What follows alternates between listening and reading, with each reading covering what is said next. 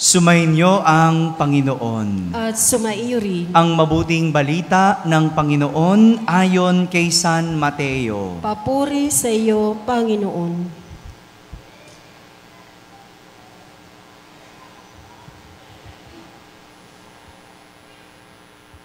Noong panahong iyon, dali-daling umalis ang mga babae ng libingan. Pinagharian sila ng magkahalong takot at galak. At patakbong nagpunta sa mga alagad upang ibalita ang nangyari. Ngunit sinalubong sila ni Jesus at binati. At lumapit sila, niyakap ang kanyang paa at sinamba siya.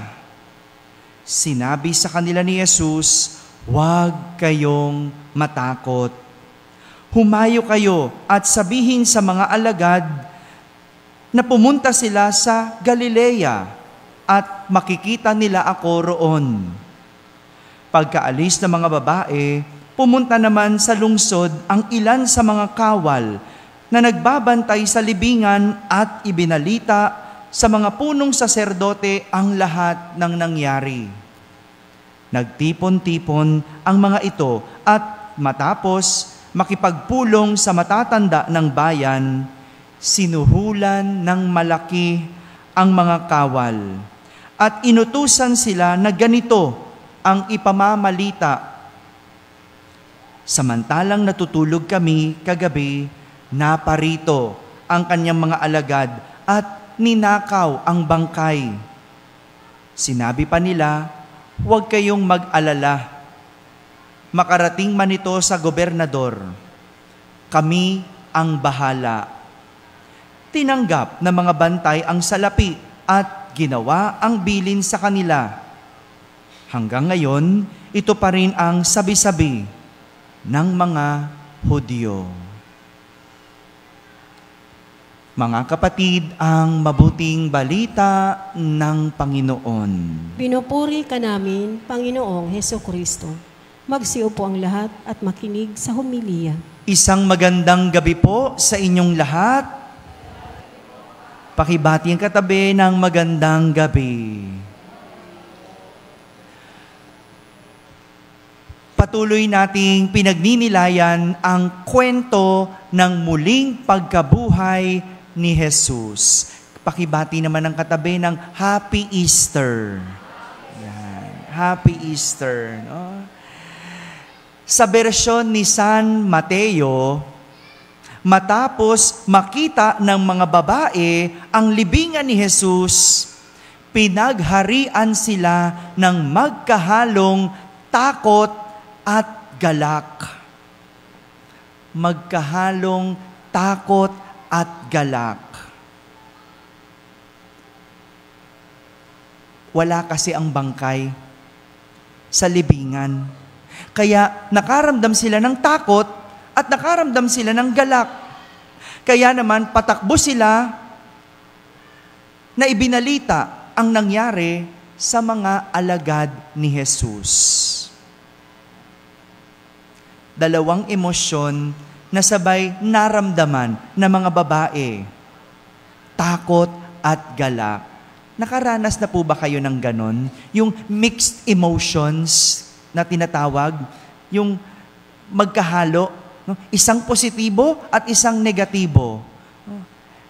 Kanina, nung pagdating ko dito sa ating parokya, no, galing ako ng Philippine Women's University, nakaramdaman ako ng magkahalo na emosyon. Nang mabalitaan ko ang pagpanaw ng ating mahal na Santo Papa. Nalungkot ako. Siyempre, hindi ko alam ang mararamdaman ko. No? Umiiyak yung loob ko at binabalikan ko yung karanasan ko sa Santo Papa. Nalulungkot ako, pero masaya din. Dapat masaya kasi muling pagkabuhay, Easter. No? At sigurado ako, ito rin ang nararamdaman ng buong simbahan. Magkahalong emosyon. Gaya ng mga babae na nagpunta sa libingan ni Jesus, nagkaroon sila ng magkahalong emosyon. Takot dahil wala na ang bangkay ni Jesus.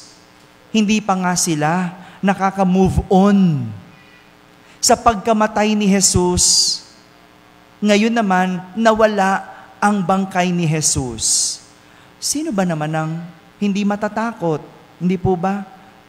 Yung namatayan ka, nawala yung sinusundan mo, nawala yung kinakapitan mo, nawala yung inaasahan mo, tapos nawala pa ang kanyang bangkay.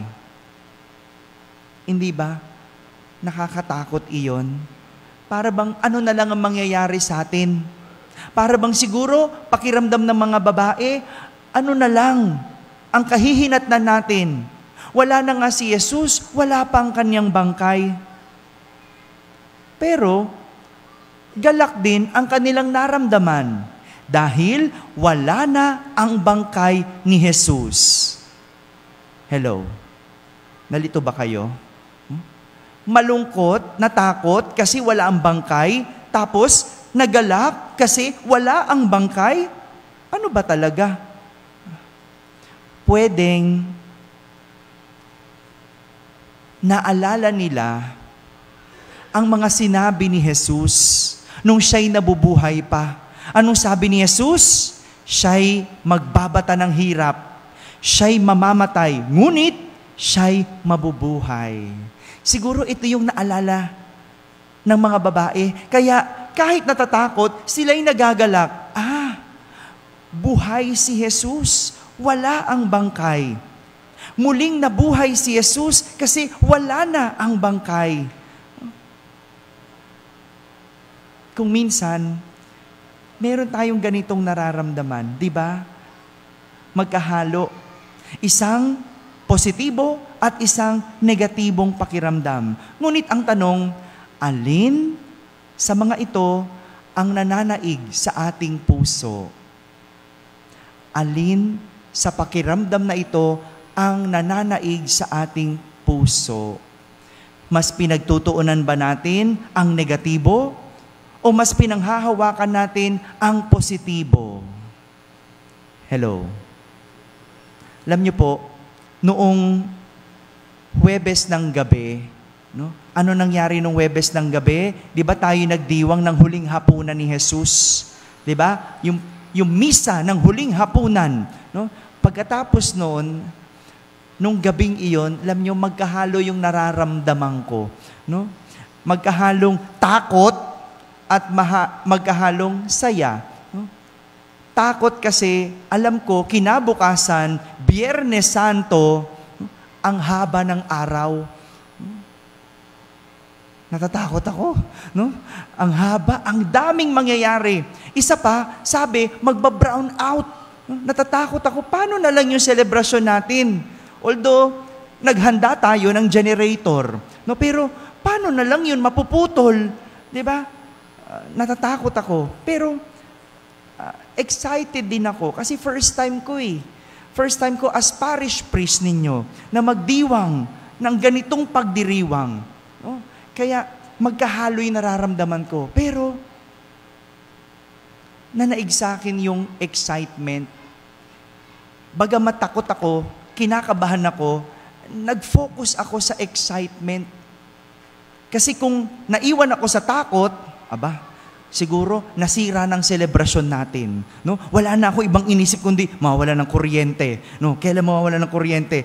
Siguro kung gano'n, no? Abang ako ng abang. No? Sa totoo lang, panahon nyo noong 7 last words. No? At pinapaalala pa sa akin, Father, 5 minutes na lang, mawawalan na. No?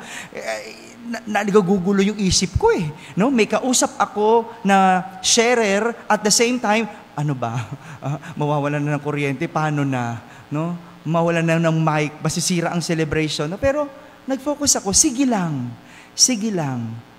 At alam nyo, nairaos natin ang Biyernes Santo. Nawalan ba ng kuryente? Hindi.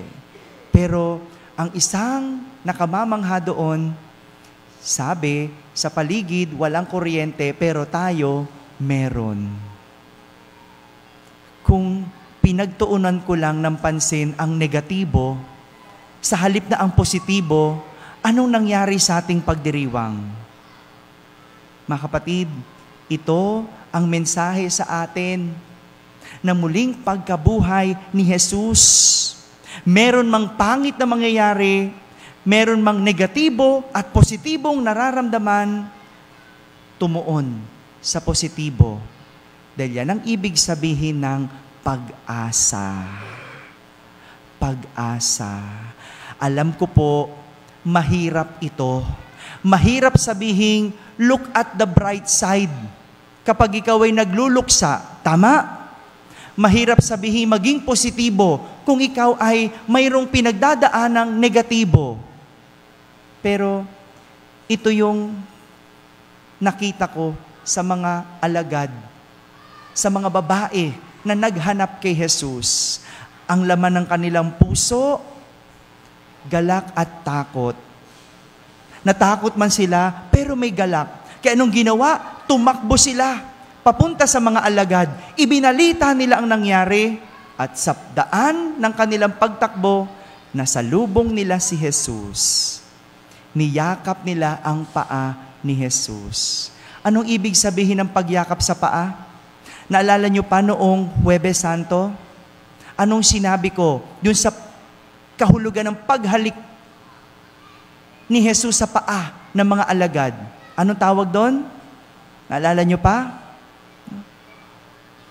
Covenant relationship. Sa Tagalog, kasunduan ng magkaibigan. Kaya nga, nang makita nila si Jesus, hinagka ng paa. Parang binabalik muli ang pagkakaibigan. Kasi nawala si Jesus, di ba? Nung makita nila si Jesus, binalik nila uli ang pagkakaibigan. Ganyan ang taong positibo. Hindi naiiwan sa sakit, hindi naiiwan sa pagluluksa. Kaya naman, alam ko, kahit malungkot ang buong simbahan sa pagpanaw ng ating mahal na Santo Papa Francisco, mayroong sisibol na pag-asa. Magkakaroon tayo ng bagong pag-asa.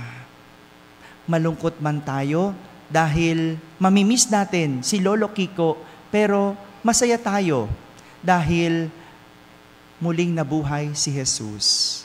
At ito ang magandang tignan.